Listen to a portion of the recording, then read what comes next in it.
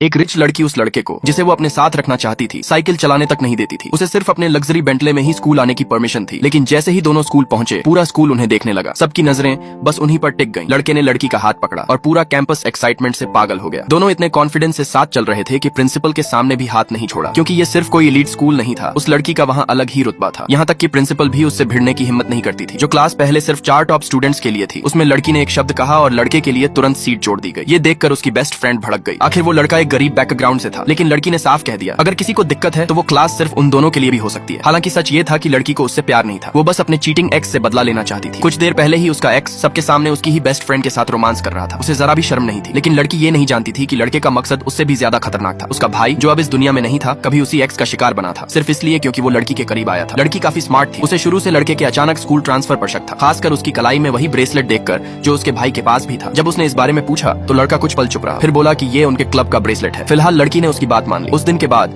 लड़की की प्रोटेक्शन में लड़के की पूरी जिंदगी बदल गई। जो सीनियर पहले उसे परेशान करता था, अब उसी के सामने घुटनों पर बैठकर माफी मांग रहा था, क्योंकि लड़की अगर सिर्फ एक शब्द बोल देती तो उसके पिता का पूरा बिजनेस बर्बाद हो सकता था। कुछ दिन पहले तक वही सीनियर उसे नीचा दिखाता था और कहता था कि एलीट स्टूडेंट्स को रिस्पेक्ट देना सीखो। लड़का जानता था कि वो लड़की के एहसान वैसे वापस नहीं चुका सकता, लेकिन उसके अपने तरीके थे। अगले ही दिन उसने लड़की को बेंटले छोड़ने पर मजबूर कर दिया और खुद साइकिल पर पीछे बैठाकर स्कूल ले गया। इतना ही नहीं, उसने उसे सड़क किनारे के स्टॉल्स पर खाना भी खिलाया। जो चीजें आम लोगों के लिए रोजमर्रा की थीं, वो उस रिच लड़की के लिए बिल्कुल नई और सरप्राइजिंगली बहुत मजेदार थीं।